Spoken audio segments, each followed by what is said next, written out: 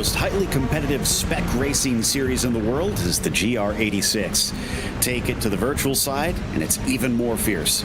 So you can be sure drivers will be giving it their all tonight as we get ready for the season finale of the NLR Circuit Attack Championship GR86. And you'll see it all live here on RaceSpotTV.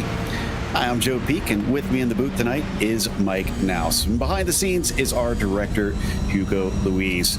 Mike, I am looking forward to this. I've got to call the real cars in the real world, and these things just put on a show. Absolutely. As we're about to see right in front of our eyes, 5.5 stories in about 5 seconds. The infamous Corkscrew, the namesake of this circuit, some might say, and this being pretty much, if not one of the most famous tracks in America. 2.2 miles, 3.6 kilometers, founded back in 1957 in the heart of Salinas, California, with 11 corners, 6 to the left and 5 to the right. This is a track, Joe, that we're going to be talking about for especially qualifying here because of how important that's going to be. Overtaking, not the easiest at the end of the day. Down in the Andretti hairpin at the end of the start-finish straight, it's certainly doable, but you're going to have to muscle your way by everywhere else. Exactly, and you took the words out of my mouth. As we take a look at the season schedule here, ending up at Laguna Seca, but they've been to some other tracks where it is a little bit difficult. You think about Tsukuba and how tough it is to pass there. Okayama, not quite as much, but still can be tough. Oschersleben doesn't offer the greatest of opportunities. Olcen Park also finds itself, unless you're in the chicane version, with very few heavy braking zones. Charlotte Roval, perhaps that might have been the easiest one that they've had for overtakes, no doubt. And now they wrap things up at Laguna Seca. Tight and twisty circuits here all throughout. So you can tell the theme has been forming, but they should be experienced as they get ready for this one. And the other thing that is tight and twisty is this championship. Look at this, Mike. Yeah, we are pretty much neck and neck at the top 3 now. Jakub Olcen ahead by about 5 points right now. Aaron Smith tied for second with Mehmet. And down in fourth as well, we cannot keep out Marvin Samayoa as he's at 164 points. Now the battle beyond that as well, very tight. But at the top, of course, that's where the prizes are going to be held. And this is where the money is going to be made here tonight. And all of our competitors have turned up. Absolutely. 11 cars right now in practice, just finishing that up. They got a couple minutes left, and then they'll head into qualifying, which is going to be only 5 laps to try and set their best time in those 10 minutes. As we watch some of them come down into the braking of that final corner. One of those spots you were talking about there, Mike, that you can maybe get a pass done, but you're going to have to work for it. Yeah, this track, it's a really fast-flowing and sweeping natured circuit. With that, of course, is going to come a lot of mistakes, and you're going to be seeing some drivers, well, making that's how you're going to capitalize. Aaron Smith here, we know he's very consistent. He's got the rice and beans livery on. He's going to be giving it the beans out there tonight. His competitors, though, look at the top of the time charts right now. Pole position, 136.035. Second place, 136.036. That is a nail-biting margin, and I would imagine it's, well, I was going to say only going to get closer. It can't get much closer than that, though. It could, but we won't be able to tell. Obviously, iRacing does measure it beyond 1,000th of a second, but we don't have any sort of timing or system that would allow us to see just how close it is between them. But it does look like that Jakub and Mehmet are going to be the ones trying to vie for that. Aaron Smith also in that championship fight, currently sitting in 4th, which doesn't sound too bad, but you consider here in this practice session, he's 0.8 of a second off of Jakub. He is going to have to hope that his race pace is a little bit closer than that. He's got a lot of work to do, that's for sure. And seeing the drivers around him and qualifying, you know, we mentioned it's going to be very, very important. But with that, of course, this is going to be the highest tension race of the series for these drivers. They're going to be probably shaking in their boots when it comes to this start. And that might be the opportunity that some of these drivers that are lower on the points, I guess 4th place in particular, is going to be looking for to potentially find that little gap. Gain yourself up into the points paying positions is, of course, first prize for this championship is going to be receiving a GT Racer 2.0. Second place, a Next Level Racing HF8 Pro Haptic Feedback Pad. And that's where the money's going to be. So the drivers, they need to work themselves up there into the top 2. Yeah, love what Next Level has done to get involved with this. Looks like we're getting ready to start that qualifying session, and you can speak to the level of the pun was not intended, but the level of Next Level sim gear out there, because I understand that you've got a chance to try some of it recently, Mike. Absolutely. A massive shout out to Next Level Racing. They sent me over a GT track, and I have absolutely nothing but good things to say about it. We've used it in our Sim for STEM programs. We've used it throughout various others as well. So this is a rig that's suitable for the shorter end of the spectrum in terms of height, and also the taller people. It's very adjustable and super comfortable. That's the biggest thing. You got a nice bucket seat, very comfy. You can sit in it for long periods of time, and I'm absolutely, again, have nothing but good things to say about it. Literally, it has caster wheels. It's well built, easy to move, and comfortable to sit in. What more could you possibly want? That sounds fantastic. I'm going to have to get my hands on that, honestly, because my sim seat is now, 13 years old or something like that. It's getting up there. Probably used to, ready to use something a little bit different as we're watching Aaron Smith on his outlap.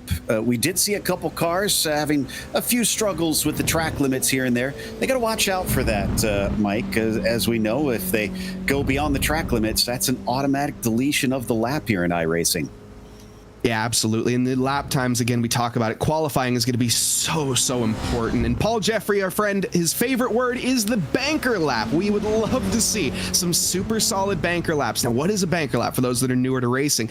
Going out there, setting a lap at maybe 80%, maybe 85%, just below the limit, able just to get a time on the board. That way you're not starting at the back, Joe, because when you're starting at the back, and especially a car that's as momentum-based as these 86s are, it's a lot of work to carve your way through the field. Yeah, you look at cars such as the MX-5 here on iRacing or the Formula V. They are very, very draft heavy. And though you can get quite a bit of a draft in these cars, there is not as much of one. And that means that you won't see as much of that slingshot back and forth battling that some of the other lower powered cars that are similar in pace tend to put on. As Aaron Smith now on that first flyer down into the Andretti hairpin. Looks like he's got the double apexer nicely and keeps it within those boundaries. This looks like he's doing exactly what you're talking about with that banker. Doesn't look like he is pushing too far to the limit.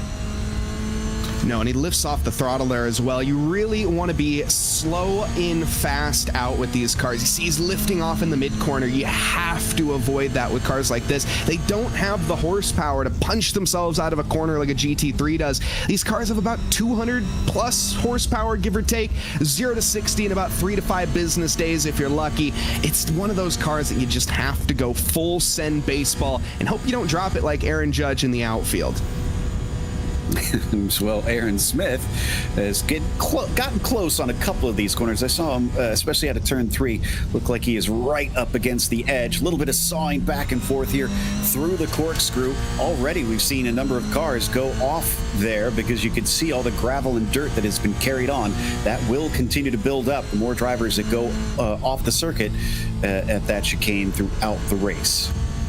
That's one thing I love about iRacing, an ever-improving simulator. It seems like every single update they bring into this, you got something new. This is, of course, I think the only sim on the market that has that feature, at least to my knowledge. Could be wrong, but Aaron Smith here, let's see. What does he have for his first lap time? It's not going to be that great. It's a 136.8. Nothing to shake a stick at, but certainly room to improve, but it is a lap nonetheless.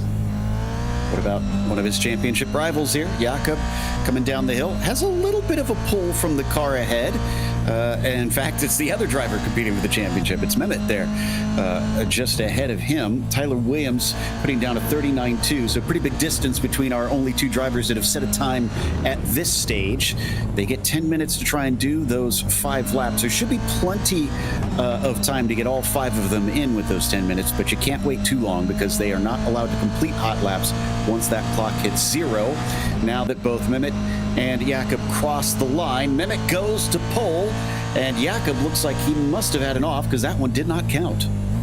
Yeah, the dirty air maybe playing a bit of a role here. We see how much he's gaining onto Mehmet into the first few corners as well. This is only going to hamper him, and that might have been what it was on the previous lap. Stepped him out, I'm not sure, but Jakub here, he's going to rack it up and try it again. I do want to take a moment here to mention, welcome everybody that is joining us over on the RaceSpotTV channel on YouTube. I see we got Josh joining us, we got Zumper, as well as I'm sure more to come. A big warm welcome. Hope everyone's having a lovely evening, afternoon, or morning, wherever you are in this fine world. Let us know who you want to win. Who are you supporting? We got a three-way fight for this championship, four-way fight if you really want to call it. Marvin in the mix as well, but it's Jakub, it's Aaron, it's Mehmet all the time here tonight, but of course all the other drivers we're going to be keeping a close eye on as well. See the sun definitely getting in the eyes of the drivers as they climb up the hill. It's quite early in the morning in the sim, just past 7 a.m. and the practice session I think was somewhere in the realm of about 6:30 in the morning. So cooler temperatures as you'd expect out there on the track itself. 22 Celsius on the track surface, and down the hill out of Rainy Curve, you're gonna want every little bit of grip that you can get. Olcen hoping that this one stayed within the boundaries. Yeah, hopefully so. He's getting a nice little hole punched in the air for him ahead. This is the one benefit about the slower end cars. While, yes, it does have a wing on the back of this GR86, it really is more for aesthetics, just to be completely honest. It doesn't do that much. These cars are very, very heavy in the mechanical grip, and when one car stacks up to a second car, you are going to be faster. When you have another car in that background, they're going to be faster, so on and so forth, as the car in the front punches a big old hole in the air for the cars behind. And, of course, every little tenth, every 10,000th will matter, especially what we saw from the free practice session. Sean Winkler has already set a time good enough for third, but he's 1.2 seconds off Akkuş. Mehmet, I mean, set just a stalking lap in comparison to everybody else. It's going to take some effort to try and catch up to him, but the number 3 goes quite wide, kicks up some dirt. That may have caused this lap to be deleted. We'll see here in a second. Once he gets to the line, let's watch and see if this one counted or if you can go just quite that far. To the line, a 1:37.3. I don't even think he wants that lap time on the board anyways. What would have been his quickest, and it looks like it did not count. So yeah, he must have gone off. Olcen also, his second lap did not count either. So he's starting to come under the gun. That's 2 laps. He's only got 3 left to set a time. Aaron Smith still trying to find those 0.6 of a second up to our current pole sitter in the number 89 car. And it looks like he'll have a little bit of help from Sean Winkler, who's just ahead of him.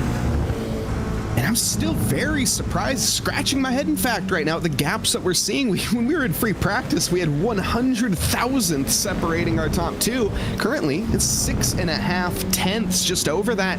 Sean Winkler also in there. There's Jakub Olcen, making his name a little bit well known, up in a 3rd position. Marvin also in there. We almost have the top 4 in the order of the championship. Jakub just needs to find a little bit more pace.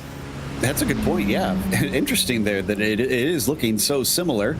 But Olcen, yeah, he needed that one. Otherwise, he was going to be starting in 14th, as only one car has not set a time at this stage, and that's Robbie Swan.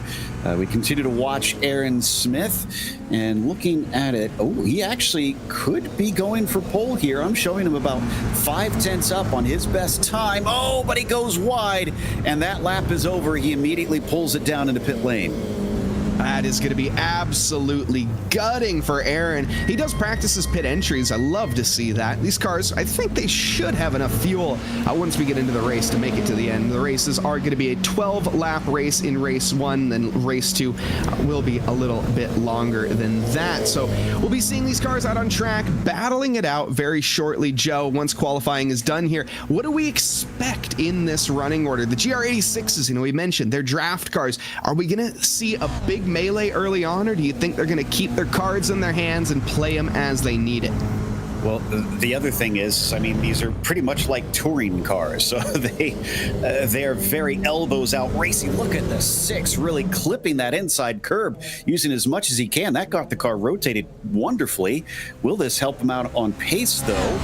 And no, he has another deleted lap. Only one of his 4 have counted thus far. But yeah, it should be very physical racing, most likely, with these cars. You have to work hard to try and get position as Willie Blair abandons his final lap, knowing that his qualifying is now over.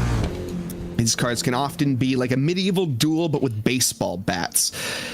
Mehmet, with a solid time, though, as it stands. Still 30 seconds left in qualifying. I'm talking like qualifying's over with right now. We still have the chance here to see some improvements. Robbie Swan down in 9th position right now. He's 2.2 seconds off of pole position. This is going to close him up, though, it looks like. Nice exit on the final corner. And as he heads to the line here, we're looking at a 38.2. No improvement to be found, actually. I think Sean Winkler's the only other car that can set a time, as it looks like Wes Graham might be a little too far away from the finish line.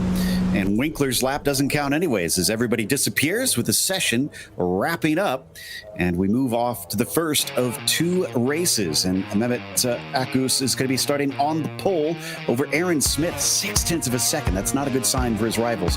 Jakub Olcen will be starting from 3rd spot, as Marvin Samayoa will be in 4th. After that, it is Sean Winkler, P5, and Wes Graham starting from 6th position. Down in P7, it's Willie Blair with Tyler Williams starting from P8. Robbie Swan is in 9th, and Juan Miguel Mendoza in P10. From outside those first 5 rows, Jason Oranjak will start in 11th, and Brian Curtin will start in 12th. Last 2 cars is going to be Dylan Aceves and Dan Castro. All 14 managed to set a time for this first race. Here's where it gets really interesting, though, Mike. Yes, they will start according to qualifying order for this one, but they will be reversing the full grid for the second race. So our winner will have to start from the back. If you aren't comfortable overtaking here, you better get comfortable. Yeah, this is going to be an absolutely electric race one, leading into a race 2 that I don't think anybody is going to be able to predict. Jakub Olcen, of course, coming into this at the top of the championship by a whopping 5 points to his name, which means absolutely nothing at this point. Aaron Smith tied with Mehmet in 2nd. And everybody else, well, Marvin Samayoa down a little bit, about 9 points off the back, and everyone else contending for the rest of the positions. There's money on the line as well. We mentioned it before. We'll mention it again for anyone that's just joining us. Next Level Racing GT Racer 2.0 for first place. Second place receiving the HF8 Pro haptic feedback from Next Level Racing. Big prizes on the line for these drivers, and the nerves, Joe, are going to be at their all-time high. This is when you got to calm it down. Tell yourself, take a breath. This is my moment. Absolutely. And don't let your nerves get the best of you. You got to be calm when you make decisions out on the track, especially with how close the racing will be likely in these cars, as the safety car is going to lead them around on a full lap to try and prepare. And as far as the track condition, it is still at that 72 Fahrenheit on the track surface, 22 Celsius for our metric friends. And thankfully, the other thing is not much wind. These aren't hugely aero-sensitive cars, but they're not extremely heavy, so too big of a wind could be a problem. Yeah, they'll be facing lots and lots of different winds in different directions. Side drafting, tail drafting, any variable they can take out is going to be helpful at the end of the day. These cars we mentioned, they're very, very, I would say they're planted. However, they're planted until they're not. I like to describe them as crippling understeer into violent oversteer. That's obviously after you start to make a mistake, you start correcting it. These things are easy to loop around. Now, they're very light on the throttle. Well, I mean, I guess light on the horsepower, which is going to help out with that, again, making them just a little more understeery than not. But these GR86s, I mean, look at the front of this pack from the background. You can see it's almost like a bunch of buzzing bees, a bunch of 4-cylinder engines ready to take to this wonderful circuit of Laguna Seca. And as they come out of that corkscrew down around Rainy Curve, Akkuş is going to lead them to the start-finish line. He'll have control of the field once that pace car is in. Will he take off immediately after that hairpin at the end of the lap, or is he going to wait and hold people up a bit and then try to surprise them? I wouldn't be shocked if he got on it right away, but we'll see what his decision is as the pace car is in, and he's around that final corner. And it does look like he is on the throttle immediately. The green flag is out, and we accelerate towards the Andretti hairpin for the first time in anger. It's a good start from Olcen, already coming up the inside of Aaron Smith. If he can brake deep enough, he'll have that P2, but going far. Aaron Smith trying to fight back round the long way of the double apexer, doesn't quite have it. Jakub moves to P2. Nicely done. Jakub making moves early. However, Aaron Smith is not done yet. He gets his nose right back to the inside and now going to command the inside for the next quarter as well. Holding it off for right now. Pushed out to the outside. There is Jakub, and Aaron giving it his absolute all this early on. Now, what this is going to allow, though, is Mehmet to walk away smiling like a Cheshire cat. Everybody else in the background bottlenecked as we start to begin the ascent up the hill. You're right, he's already got a handicap, and look at Sean Winkler, though. He's been taking advantage of this, too. He's up to P3, 2 positions gained before the first lap is even over. Very clever stuff from the number 3 car. Now that Jakub has cleared himself of Aaron Smith, though, he's trying his best to pull back in Akkuş. Doing their absolute best to manage their way through the corkscrew for the first time. Cold tires, well, mostly cold tires, of course, for the opening laps. And in the background there, I see some gravel being kicked up, and we're 2 by 2 as we come down the hill. This is going to be Juan Mendoza heading the pack, and everybody else trying to get on by. This is the 27 car of Dylan Echeves, another driver I think I recognize the name of from a couple other series. Trying to make a move now down into the final corner. Can he make it stick? No, not on this occasion. And great run around the outside by Mendoza as he starts to pull ahead. He'll need that as he covers down to the inside of turn 1. Meanwhile, back up to our leaders. Looks like Mehmet is up by 1.4 seconds already. Olcen's got his work cut out for him. Hopefully he's got the pace to try and keep him honest. Meanwhile, Sean Winkler, after taking that 3rd place, still sees Aaron Smith filling his mirrors, and out of turn 4, somebody kicking up a fair bit of dust. I think that was Jakub. And with Aaron there on the charge, Sean Winkler, again, being that driver you mentioned that cut his way through the field 2 positions early. It's the best time to do it. And now he just has to hold fast. This is going to throw a monkey wrench into the equation for Aaron as he has to get by sooner rather than later. There's only 10 laps to go. And here at Laguna Seca, I know it sounds like a lot, but these lap times, they're 141s in these GR86s. This is only a 2.2 mile circuit. You really need to get the moves on while the pack is close together. The more fanning out, obviously, the harder it's going to be. Right now, as you can see, the bottleneck. What do? How do you overtake? That's exactly what Aaron Smith is trying to figure out down into turn 10. He was close, but not close enough, both of them, using a wide line out of there, off into the dirt as they try to get back to the racing line into 11. Off the final corner, Aaron Smith with some great momentum looking to the inside as now Samayoa is starting to get involved. And hoping that he can cover that inside, but it's not looking likely. Marvin has seemingly sealed himself here, or excuse me, it's the other way around. It's Aaron Smith making the move onto Sean. That almost looked like he didn't fight it too much. He gave him the inside line, let him by at the braking zone, and now welcome to Marvin, our 4th place in the standings contender. Again, making this almost look easy. I sense Sean Winkler isn't fighting this too hard. But he comes back at him. Samayoa is not able to get it done. He'll have the inside into turn 4, just about making contact, but not quite. And Winkler will once again have better momentum. Coming down into turn 5, you definitely need that speed up here. It is steeply uphill, and he slots in front of Marvin. And Sean Winkler clearly proving me wrong and saying I am not a pushover. Nicely done. Manages to hold the line there and keep the defense up. On board now with Marvin as we get ready for the descent down the corkscrew. This is one of the most terrifying pictures. You're right on the back bumper of somebody, and you know you have to go full brakes and turn in the car very aggressively, and on cue, Marvin Samayoa gets a little too close, has a love tap, I think, there, and finds himself facing the wall. Unsighted, that may have put the death knell on his championship hopes. He's all the way down to 11th now, as that was Castro that just went by him.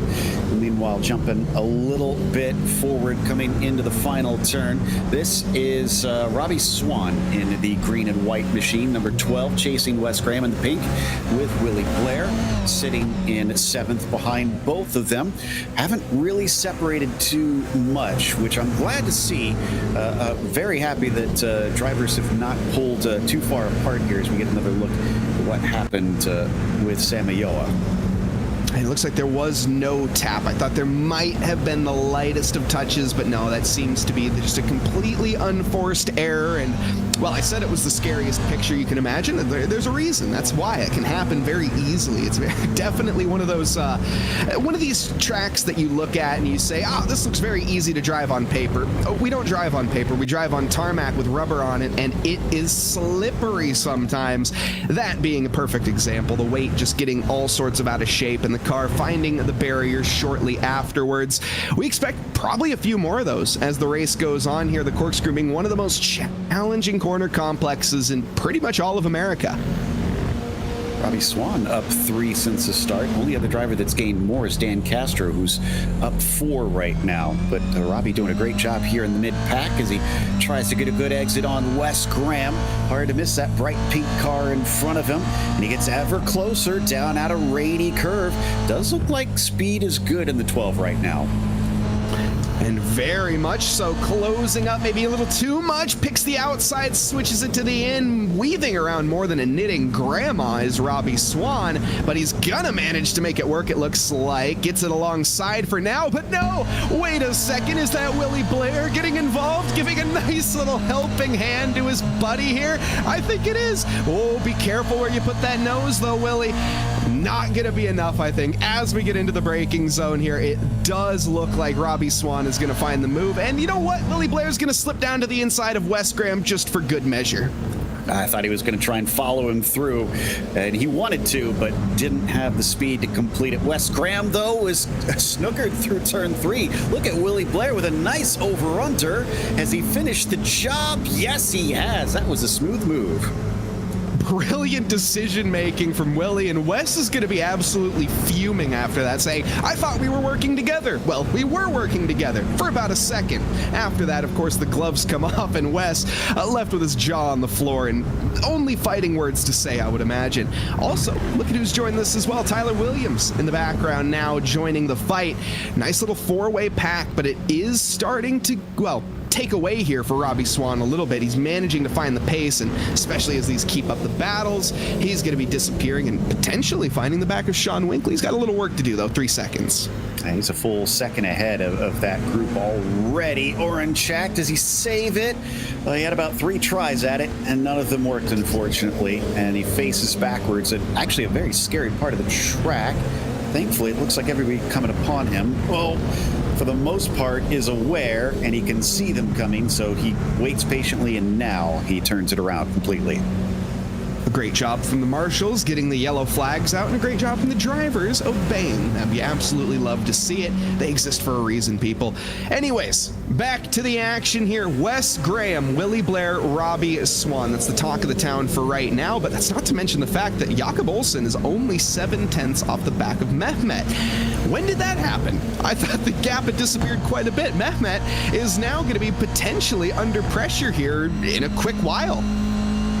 Yeah, looking at the last couple of laps, it looks like Olcen with a 36.3 and 36.3 again. Yeah, last 3 laps were all 36.3s, extremely consistent, whereas Akkuş was 36.7, 36.2, 36.3. So he's a little bit all over the place, but not too horribly bad with it, as you see the Turkish driver still being chased by that number 6 up the hill. I think what you were saying before is very true here. I think he's got to try and cover himself off a little bit, make sure that he doesn't make any mistakes, because if he continues to swing wildly on his lap times, and he's going to wind up being caught. And especially if he's swinging wildly around, you got to be careful to keep that car on the track. We haven't seen any signs. Okay, call it a commentator's curse there briefly. I almost thought I sent Jakub Olcen to the Shadow Realm. Thankfully, not on this occasion. He's going to lose a little bit of time there. But you can see these cars, they are at the limit right now. Both Mehmet and Jakub pushing their hearts out and giving it the absolute all. Both of them want this championship, and they both want the top prize. Only one can have it, though. And right now, it's the top 3 in our championship are our top 3 in the race. You couldn't script it if you tried. Olcen was 0.2 slower that last lap, so he's going to lose just a bit of time to them. Let's see, what was Aaron Smith's lap? 36.9, so he was slower than both of them. Was hoping maybe we could get a 3-way fight going here as we're into the second half of the race. But I got to give Olcen credit here. He has done everything he can to keep that 89 car in his sights. He's not letting him get away, even if he hasn't been close enough to strike yet. No, he's really got the heart for this one. And keep in mind, folks, we get to see this again. We're currently on lap 7 of 12, but we get to re-rack and restack and flip it all around. So Jakub, let's say the checkered flag was to fall this lap. Mehmet would be starting in last, Jakub in second to last, Aaron Smith in third to last, so on and so forth. Jason would be starting up at the top. You get the idea. We'll be flipping the order as it is at the checkered flag, but right now Jakub does not give a hoot. He wants the gold, he wants the trophy, and he especially wants the prize at the end of the day, the GT Racer 2.0. However, it's looking quite far away right now. Indeed. It's just not seeing anything at this stage, although for a brief while he was doing so good. Consistency went away a little bit. 36.8 last time by. Let's see what it looks like this time. 36.4. Okay, so that's closer to what he was running a little bit earlier. As we check back in with Swan, Blair, and Graham, as we also said Williams kind of involved in this too, as we're going to go side by side, looking for the long way. Willie Blair attacking on Robbie Swan. Could cut back underneath them, although it's difficult to do, and they're going to make contact. Swan gathers the car up, but not before Willie Blair tries to go by. He's going to slow up, maybe trying to give the position back. Now, unfortunately, that allows Wes Graham to rejoin. And Wes is not going to be giving his 2 cents either. He's going to be giving his absolute all. Willie Blair, very, very courteous move. Well, not courteous to run into the man in front of him, but courteous to give the position back after he did. Robbie Swan going to be a little flustered, but certainly not out of it. What do you do right now if you're in Wes's shoes? I think he's just kind of doing the right thing, a hurry up and wait sort of situation. Wait for a mistake, wait for those two to come together once more, slip down to the inside, slip down to the outside, make something clever happen, because the brute force method here of just sending it with exuberance, it's not going to work. Well, let's not forget, too, Wes Graham might have a little bit of a chip on his shoulder for Willie Blair because he left him out to dry, and Willie goes a little bit wide on the exit of the corkscrew, but I don't think there's enough room to try and pass down through Rainey, and in fact, that will compromise Wes Graham as we ride on board with Williams, almost managing to overtake him. Bit of a chain reaction down the order. As soon as something happens at the front, it trickles back. And hopefully the trickling back could potentially come to Robbie here. Nope, not quite on this occasion. Well, excuse me, it's a little bit of latency. Wes, what do you got here? Tyler Williams, also there's a couple drivers that we haven't mentioned too much of. We'll get that here in a second as we're going down to the outside. Willie Blair, will he commit to this occasion? Yes, indeed, but is it going to work? No, not really. The track is going to fall away from him. This is one of those corners you kind of have to be on the inside for, at least for the second part. But not on this occasion. Willie Blair falls backwards. Robbie Swan here with a whole lot of hope. He ends up driving slightly off the circuit. He is pushing like a madman right now. And still, Blair was not able to pick up the pieces from Swan. I thought for sure with him out fully in the dirt, he would give up that spot down into turn 4. But so far, he has survived, and he's going to probably keep covering that inside down into Andretti, as we've seen, because like you said, you have to be on the inside to try and make it stick. And not down to the inside to turn 6 for Willie Blair, despite kind of poking his nose as there was a wild moment for Williams behind them. But it's starting to heat up as they go side by side up into the corkscrew. They're going to make a little bit of contact once again, and Robbie is able to stop the car in a time. Willie Blair almost vulnerable to Wes Graham. I said it's going to be elbows out racing, and boy, are those elbows sharp. Yeah, he looked death in the eye and said, "Take your best shot." And unfortunately for Robbie Swan, Willie Blair responded aptly. Way to the outside there goes Willie Blair, and Wes Graham gonna be licking his lips here, potentially trying to get a bite on this morsel. Not on this occasion. Again, the momentum, it's so crucial for these cars. The slipstream, though, playing a role. The outside line being picked. Are we going to see him sell the dummy back to the inn? I don't think we are at this point. He's fairly committed to that outside line, and I just don't think he's going to be alongside enough to make the move happen. Look how quickly he cuts back in, though, because he could tell that Williams was sizing up that spot from him. And again, he thinks about it down at a 3, but knows that it's just not enough of a run up to that right-hander. Usually you have to really commit to try and send it up the inside of that one. Still, the more they fight, now Robbie Swan is using this to best of his advantage, as he's up about 0.7 of a second. If he could just pull a little bit more, he might be able to break the slipstream on them. And speaking about breaking the slipstream, our leader, Mehmet, was extending the gap to about a second. There we go. He is now starting to break the slipstream effect, starting to sort of seal the writing here and get his name etched in stone by the end of this race. Now, obviously, we still have another one, the championship. Not done yet. Oh, my goodness. Way up on the top, Wes Graham going to be throwing everything at the wall and seeing what sticks. Says, "Hold my beer. We're going for it." Down to the inside of the corkscrew, still running his way on down, clattering of the hips as we get into turn 14, to turn 11. My goodness, this is door banging all the way around, Joe. To the outside, it's going to be Tyler Williams. Is he going to be able to seal this position? Tried to make it 3 wide, and as though there is room there, I was going to say I doubt he's going to be able to make it. He maybe should have tried to cut underneath the pair of them and pull the over-under. But Wes Graham is full of beans right now. My goodness, he came from a long way back into the corkscrew and was not allowing Willie Blair to hold on to that spot. But because of that fight, look at it, it's 3 seconds up ahead, and the fight is going to carry on now as Wes has to go defensive into 3. Yeah, Tyler, West here, both of them frothing at the mouth, and it is getting quite frustrating, I would imagine. What do you do? How do you get by here? Well, this is the way you finally, with enough time, anything is possible, and Willie Blair pressures Wes Graham into a mistake. Wes losing the momentum out. Tyler Williams going to try to immediately capitalize, but I don't think he has enough track to make it stick. Wes, though, finally breathes a sigh of relief. I don't know if he's relieved quite yet, because look at how close Williams is, and he's not near enough to Blair to try and fight back on him as well. So Wes Graham has gone to the back foot for real here. Williams doesn't attack him into the corkscrew this time. Remains close. Great run from Wes, though. I said he would drop back from Blair, but he's gained it all back in essentially 1 or 2 corners.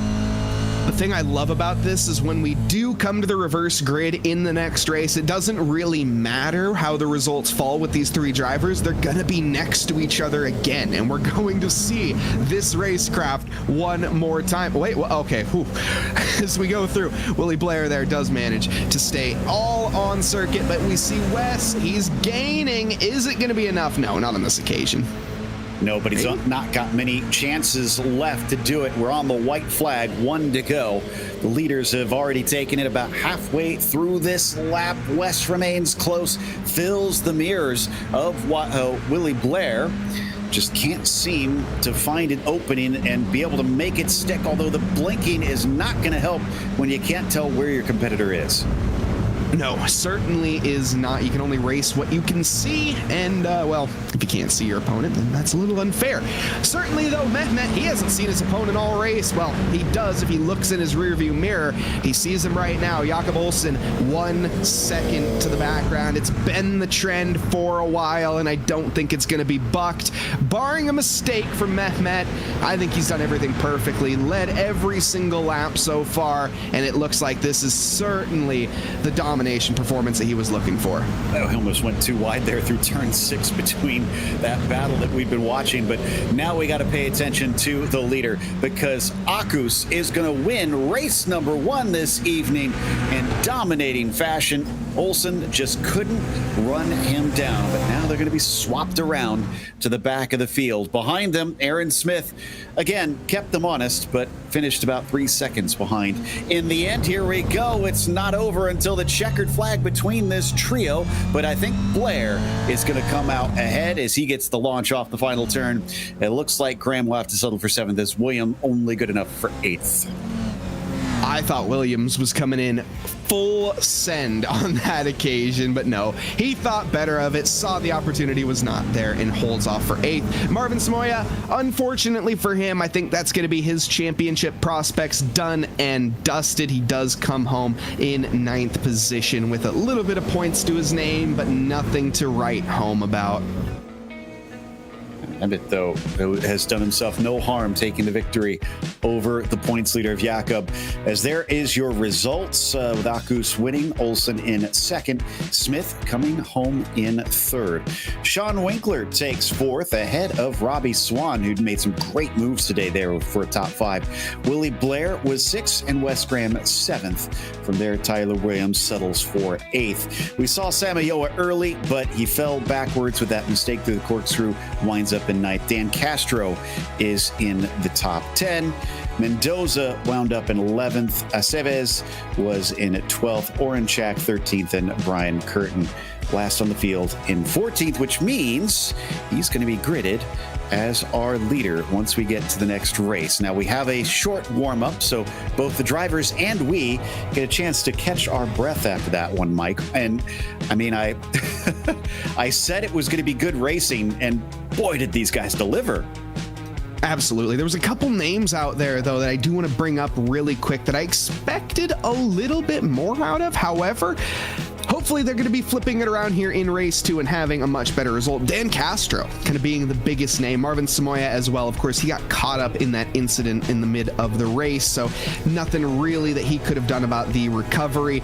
But I really, again, seeing the number 7 card down that far in the standings surprises me. A few other names shocking as well. But all things considered, we're going to see the reverse grid. Mehmet is going to start in last. Jakub behind him, Aaron Smith. The championship is certainly not over, Joe. Mehmet might be leading. He might be tied. My napkin math for a commentator, not quite good enough for that one. But it's certainly going to help him and give him the best chance possible moving forward into this next race. This is going to be a very different nature, this race, though. That reverse grid creates a lot of chaos typically. So yes, you could wind up making a lot of passes, but I feel like there's also more danger involved with this. So I think drivers will need to keep their head on a swivel. They certainly will. And hopefully we'll see some drivers, well, maybe on their better behavior in terms of letting other faster cars through. You often will see that, the kind of negotiating of positions on the first opening few laps. But first corner, well, it's anyone's game, to be completely honest. And when you have incidents at the front, they can obviously stack down to the back. And that's where the drama happens. That's where the excitement and where you folks at home get to watch what everyone here wants, well, not really wants to watch, but likes to take part in. Let us know, folks, who you supporting. We have so many great drivers out here in this league. Let us know who you want to see take the crown at the end of the night. What results do we have for Jakub? Oh, the napkin math is not, unfortunately, I'm not quite intelligent enough to find that one out. Yeah, I don't have that in front of me either, so I don't know the exact situation quite yet. It is worth noting that this is also going to be a slightly longer race because of that reverse grid. Going to be 15 laps instead, so 3 extra laps around there. But you do have to be careful for those laps, as I was saying. So drivers pretty ready to go, although some of them looking like they're having a bit of fun out there, no doubt. I'm very curious, I guess, since you've been talking to the chat here, I'd love to hear what people say, who they think is going to be able to come away with the win, because I feel like this is wide open. I have no idea if they're going to be able to fight from the back, our top 3 finishers.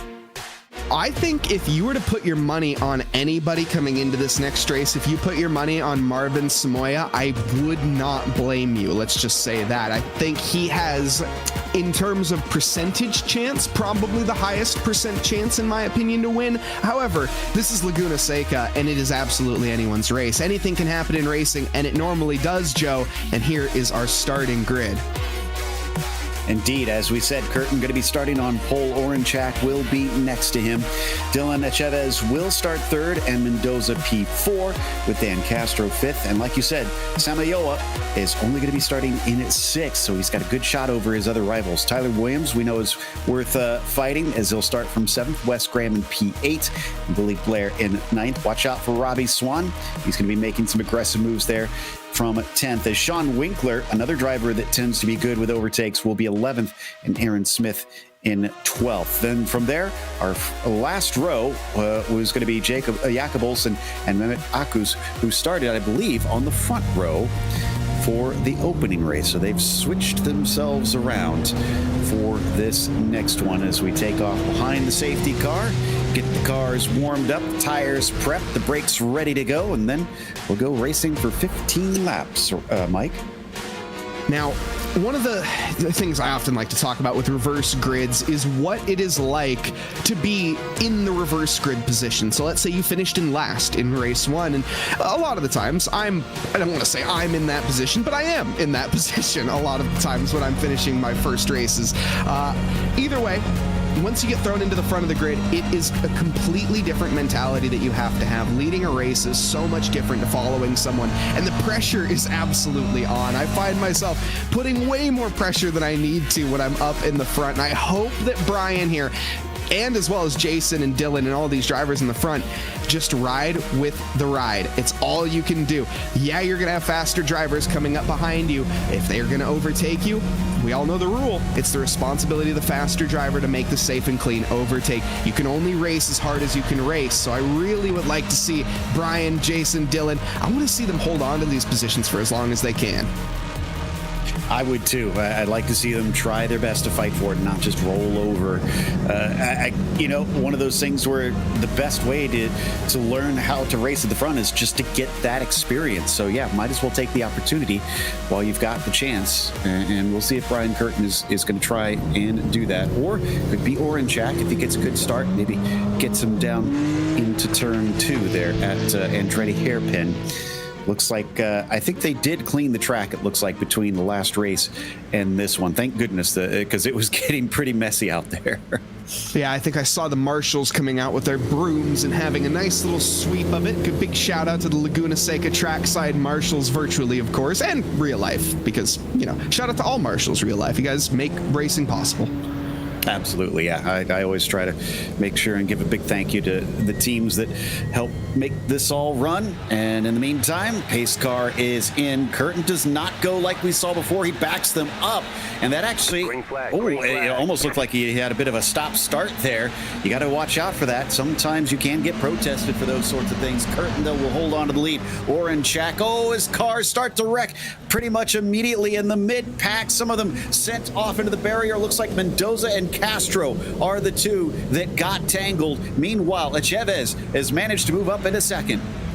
Yeah, sent off into the barrier, sent off into the shadow realm, certainly sent off somewhere. Still, though, side-by-side battles for the front. Dylan Chavez getting squeezed out wide as Jason Oranchak is going to try to make his way. We're 2 by 2, about 4 ranks deep right now. And as we get through the next right-hander, I think we're going to start to see the cars settling out. But as I say that, who is in the ranks? That's Marvin Samayoa. He is tearing through the field like a Christmas present right now. And look at that. He's not going to look a gift horse in the mouth.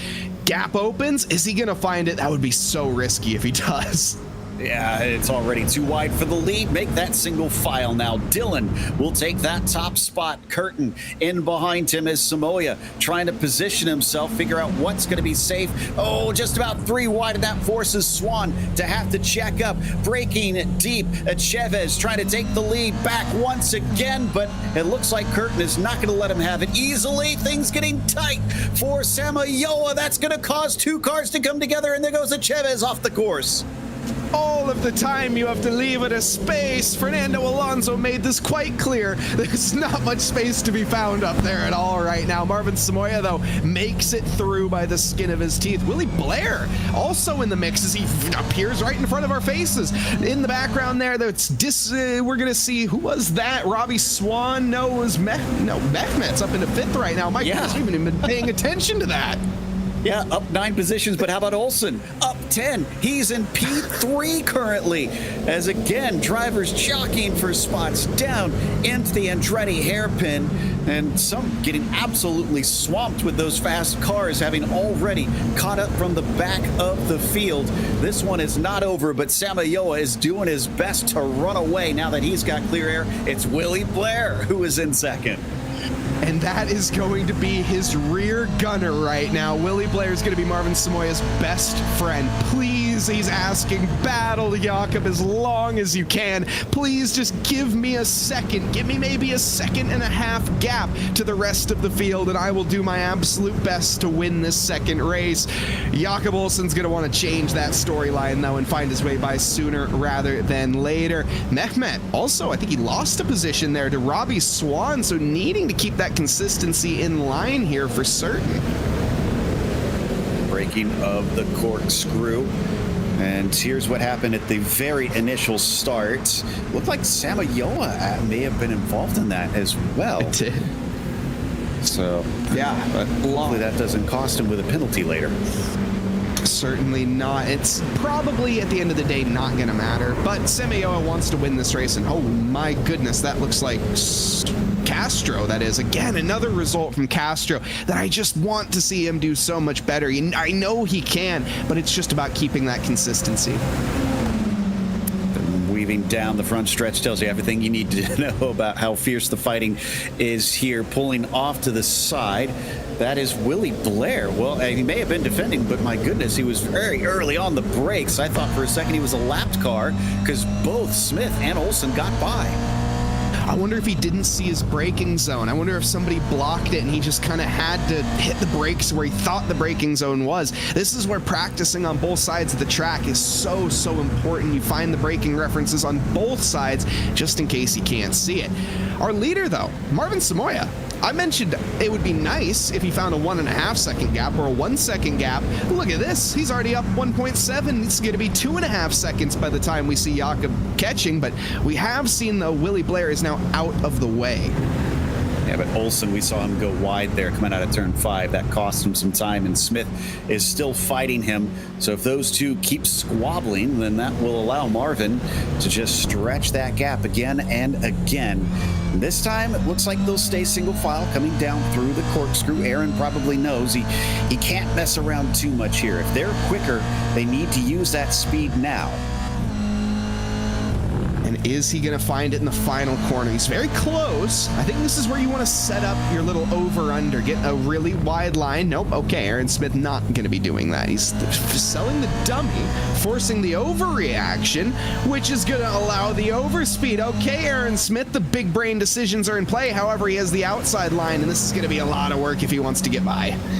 He's going to have to brake incredibly deep and somehow manage to keep it from skittering off into the gravel. He does go a little bit past the nose, but there you can see that shorter distance of the double apexer goes to Olcen. Smith falls back to P3 once again.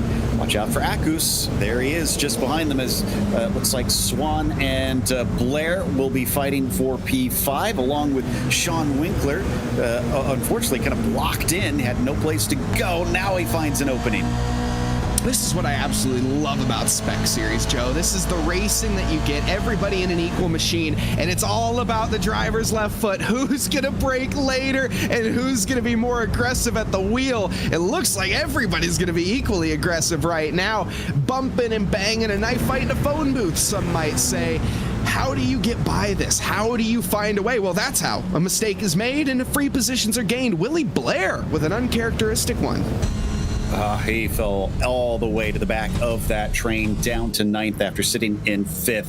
He's going to be kicking himself for that one. Nice move by Graham once again, but Sean Winkler is not going to leave him any room down into Rainy Curve. Graham backs out. Now, where do you find? That's just not the time to do it. Oh, and that's also not the line you want to be on. Graham exploring all of the track limits as we go on board here and get a great perspective of what rallycross driving looks like. I think Next Level Racing is hosting a different championship for that show. Exactly, and also dragging a ton of dirt and gravel onto the circuit on that backstretch. That's not going to be good for cars trying to keep from losing control out of there. Ooh, almost a switchback. We've seen this go bad before, and thankfully cars are not turned, but I think there was still a little bit of contact. Akkuş and Smith, and it looks like Mehmet is going to be able to take that spot over Aaron. Tries to come back across to cover him, to keep the inside of turn 4 away from the orange and black machine. He does, but only just. And now he has his rival ahead of him, Jakub Olcen. Now, it's not quite out of the woods just yet. Aaron Smith's going to be a thorn in the side for a little bit longer, but I think Mehmet should be able to contend with him to the outside. It's not going to happen now.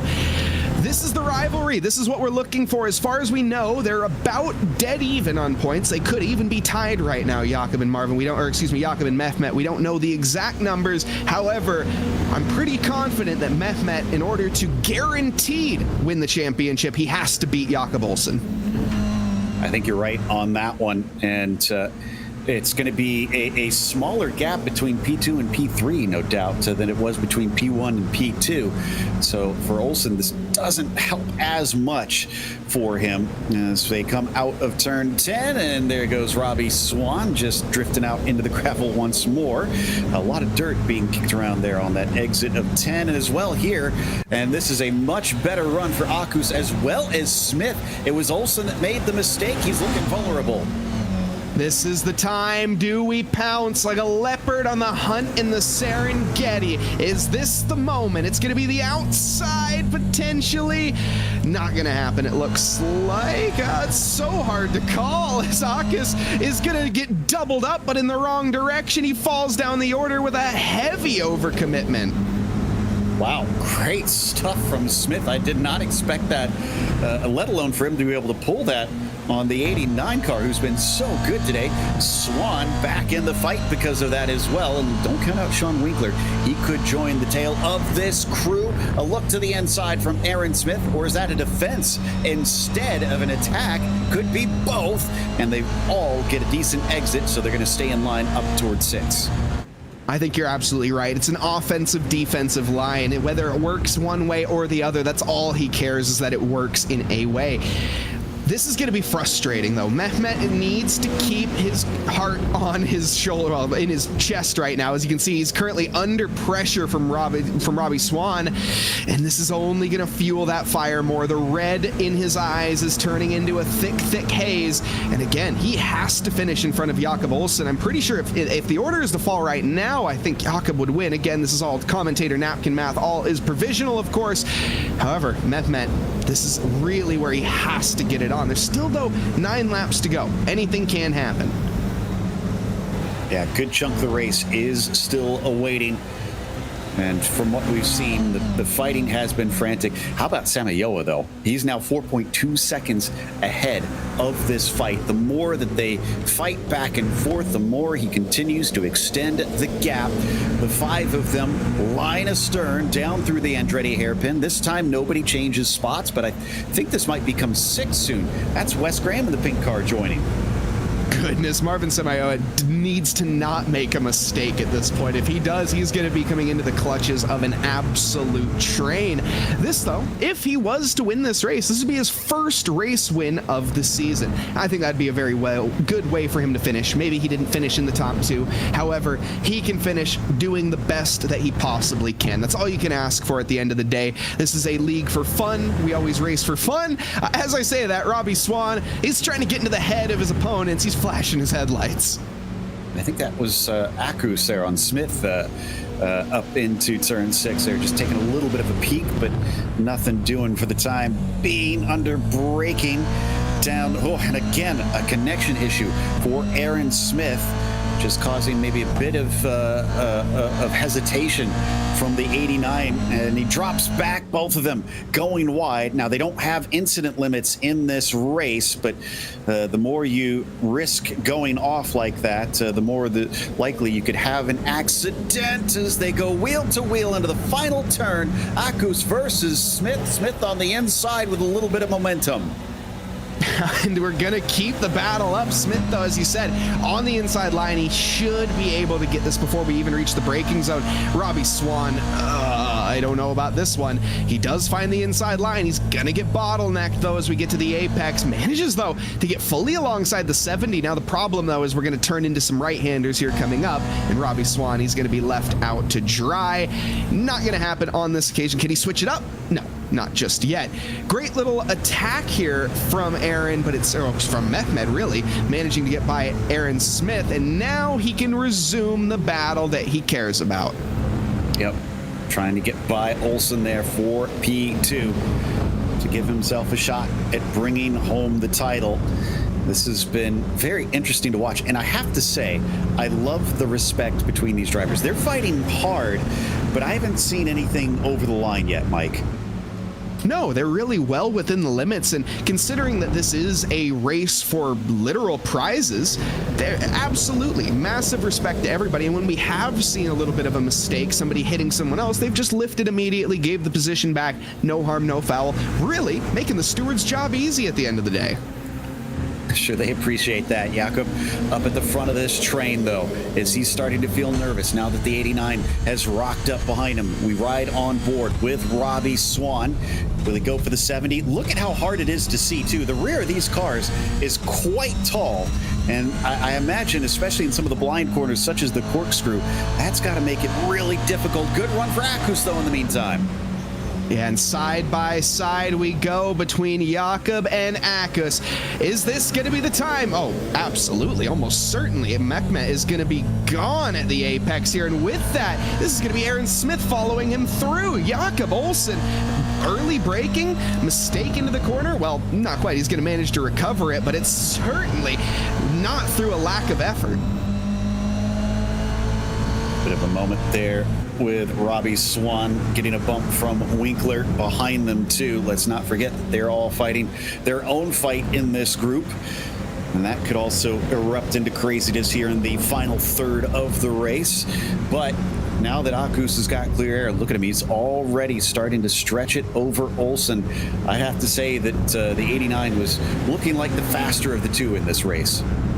Yeah, definitely is, and continuing to look that way as he's almost disappearing. Half a second already gained onto Jakub, and is this going to be the end of it? I'm not sure. We still got plenty of time left. 6 laps to go. Marvin Samayoa, by the way, still leading, in case you forgot. He's doing a great job up at front, 3.5 seconds, but Mehmet, I don't think he really cares too much about Marvin's race right now. He just wants to beat Jakub, and right now, he can say, I'm currently doing that. Yeah, Marvin, not a threat points-wise. I'm sure he'd love the win. You can see him up the road. He's cut down on it. In fact, let me take a look and see what this last lap looks like in comparison. It's a 36.7 for the 89 car, and then Samayoa a 37.2. So there you go, about a half a second faster. If he can keep that up, he should actually catch before the race is over. Now, is Marvin giving it his all? Probably, is my assumption. He probably is. He's trying his absolute heart out, I would imagine.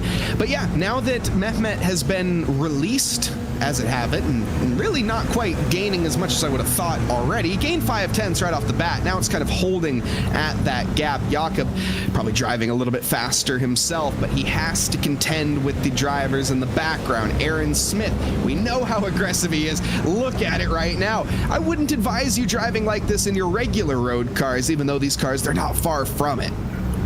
Yeah, and that's one thing I do love about them is that they are so close to the real GR86s. As we hop on board with Swan once again, this is Smith just in front of him.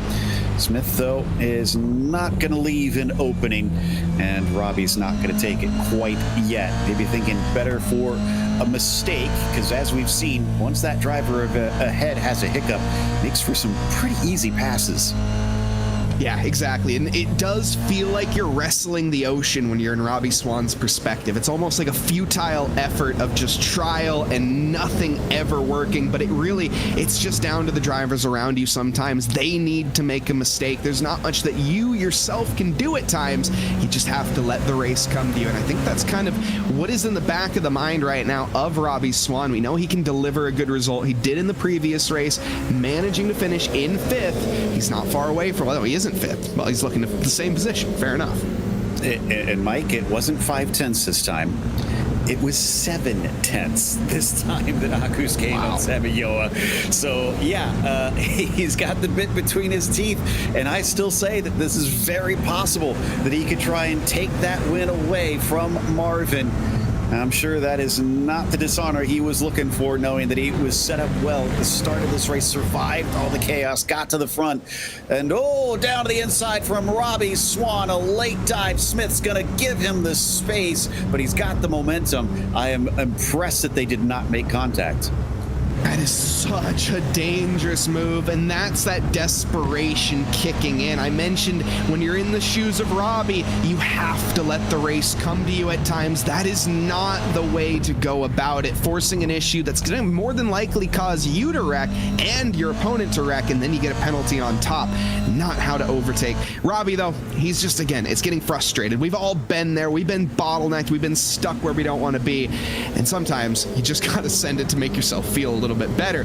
It didn't work on this occasion. Robbie, now a couple tenths in the background, and yeah, as you mentioned, the couple tenths, Mehmet, he is charging like a freight train right now, and I'm rooting for Samayoa. No biases, but I want to see Samayoa at least get his first win of the championship. Mehmet, he's already won a race. He doesn't need another one. Yeah, I mean, you got to love an underdog story, and the 97's trying so hard to get that. Robbie forced to the outside coming down through Andretti, so Smith pulls away from him on that one. And I'm with you on Robbie making that dive. Better to give it a go rather than, say that, I never tried and never found out. At least he just discovered that it wasn't possible. Yes, exactly.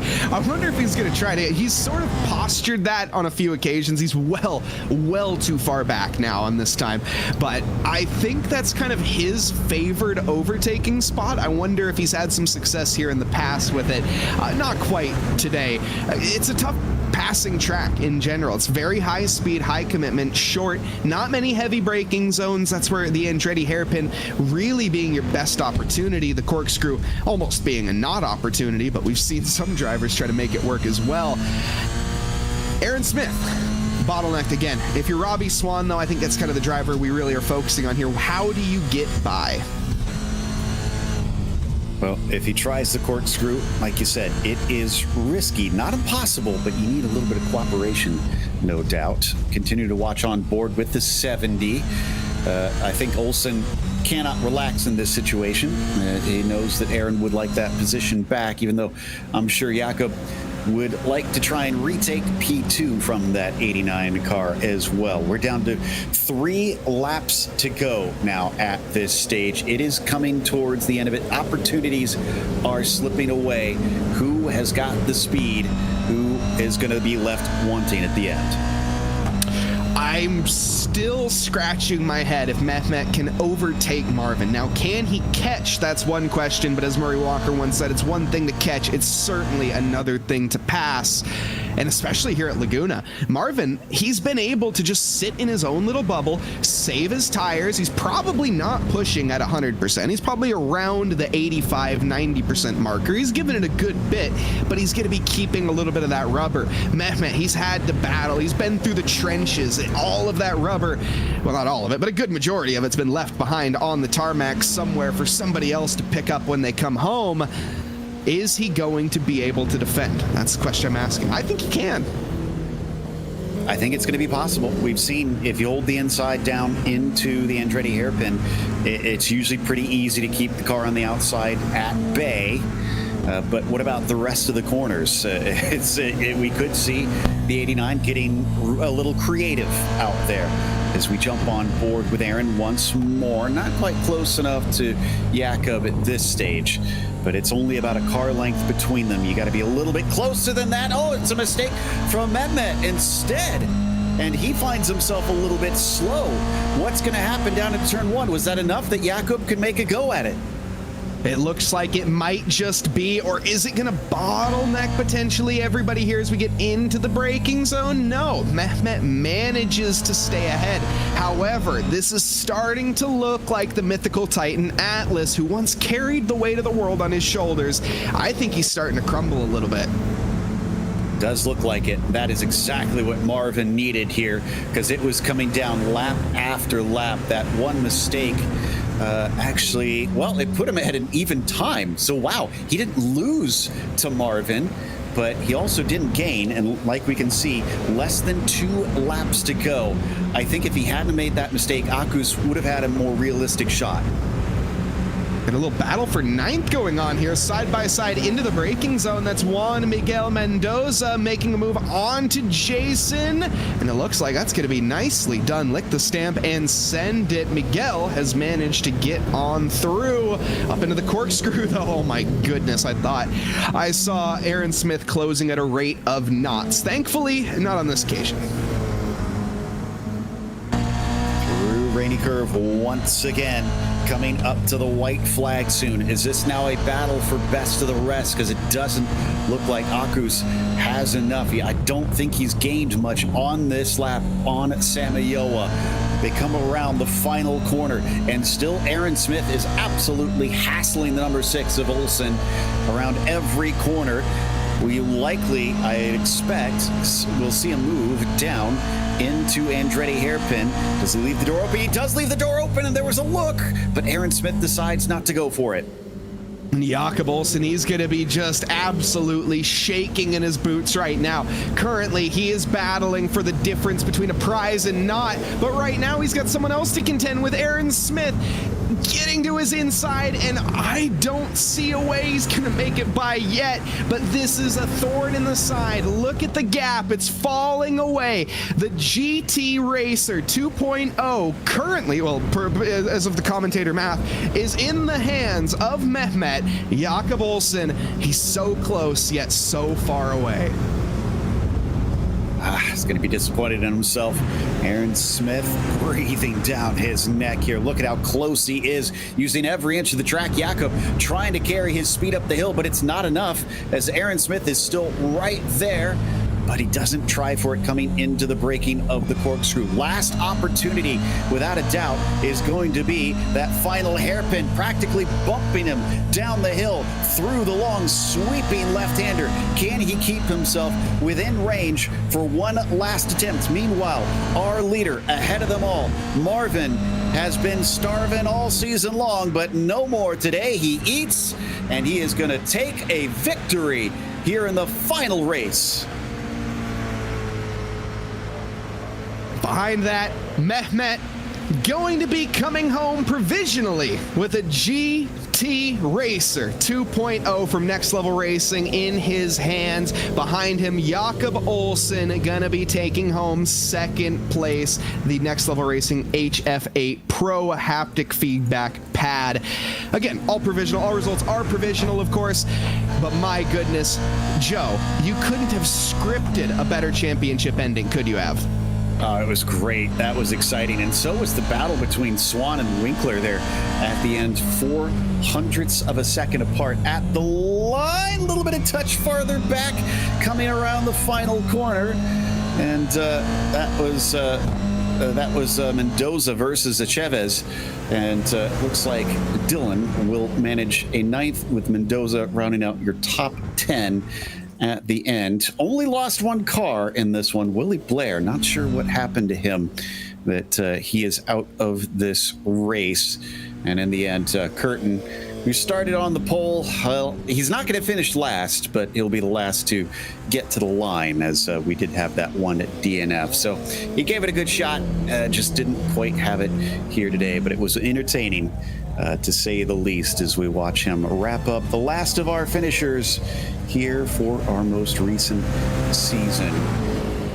think that's going to take us to some race results here for race number 2. Samayoa finally gets that win, and it was by a second and a half. So while he was being chased by Akkuş there for much of the race, he held him back there at the very end in a very effective way. I was impressed. It was Olcen in third, with Smith finishing P4, Robbie Swan in fifth. I think that's where he finished before as well, as Winkler was sixth, Wes Graham seventh, and Tyler Williams in P8. Chavez P9 today, as Mendoza finished in 10th. And from there, Oranchak was 11th, Castro 12th, Curtin, the last driver to finish a DNF for Willie Blair there in 14th. Let's see, I don't see Marvin with us, I think, unless that is this driver that I can see here. I think in the meantime, why don't we have a chat with Jakub Olcen then. He's finishing third here today, since he managed to have a pretty good race, and we've got him with us in the booth. Jakub, I mean, that was incredibly entertaining from our perspective. What was it like from inside the car up against the 89? Yeah, so it was very tough since the first round, especially between us, the four of us, Marvin, Aaron, and Berat from my team. It was tough. There was ups and downs. Obviously, we had the grid was changing. There were people joining, leaving the season, so you didn't really know what would happen in every race. But yeah, it was tense in the top four, very drafty, very close. Obviously, you're probably used to that reverse grid by now, but what was it like trying to fight up to the front, especially seeing action pretty much from the first corner coming over the hill? Well, I need to tell you that in the previous rounds, it was not the rolling start, it was the standing start. So you can imagine how much worse it was when everyone was having a different... You don't practice standing starts in Toyotas in iRacing on official races. It's always rolling, if I remember correctly. So P1 in reverse grid in previous rounds was so slow, and we were also every time catching up with the top four. And sometimes Aaron had such a great lancers. He was P1 by the end of the first lap, or even by the end of the first corner. I think it happened round 1 and round 2. It was tough. It was insane, actually. Now, definitely, this is not official, but I am getting word that you have been crowned champion on this one. How does that feel? Well, I didn't expect that at the first round, but yeah, it feels nice. What you mean? How does that feel? Yeah, it feels amazing, yeah. Well, again, a huge congratulations. Is there anybody you'd like to thank? Man, I need to thank my teammates, because we purposefully didn't want to really, behave like a team in the league. It would be not appropriate. I was obviously not, fighting in qualifying and stuff like this, but we didn't want to run this race as a team race, It would be a bit inappropriate. But because of the practice we had together and stuff, it was so easy to get into the rhythm. It was, he drives Toyotas basically now and then, and I don't at all. I just made GT3s. So it was a new experience. I liked it very much, and yeah, nice new step, I guess. That was Jakub Olcen, our third place finisher and our new champion, according to the points that we've been given. In the meantime, it does sound like Mike has caught up to our winner of this race, Marvin Samayoa.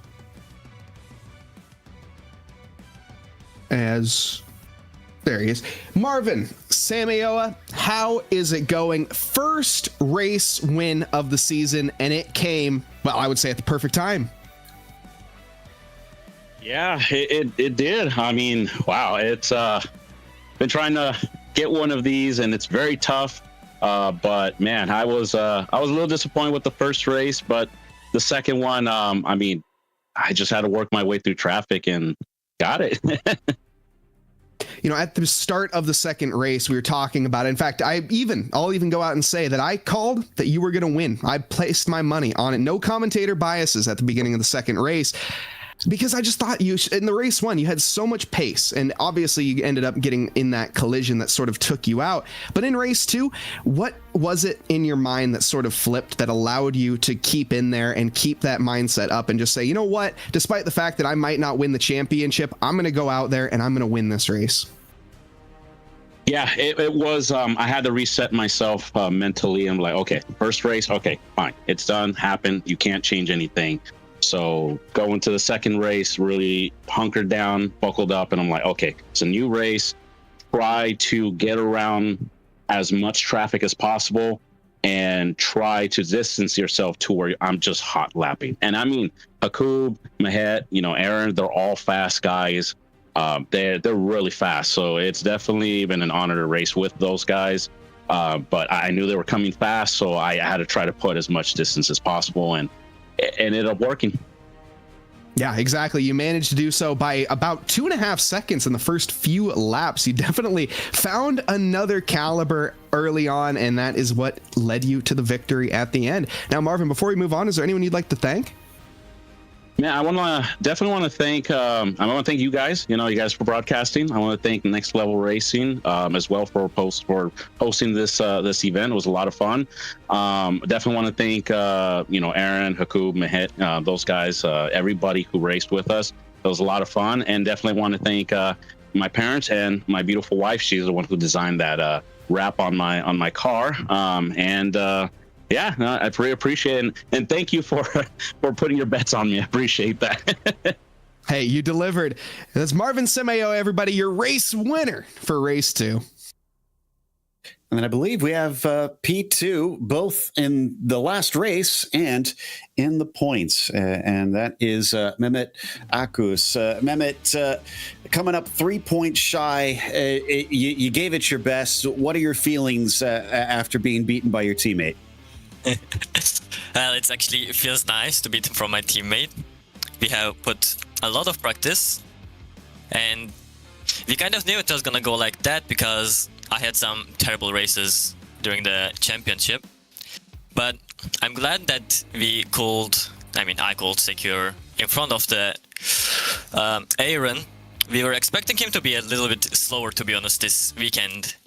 We thought he would be slower in the technical tracks, but he was very, very fast. We kind of caught a little bit off guard by that. He did very, very well. Indeed, and Marvin did extremely well up at the front, but you were giving us excitement. You were clawing him in by huge chunks there at the end. Do you think if something was just slightly different, if maybe you could have stolen the win from him?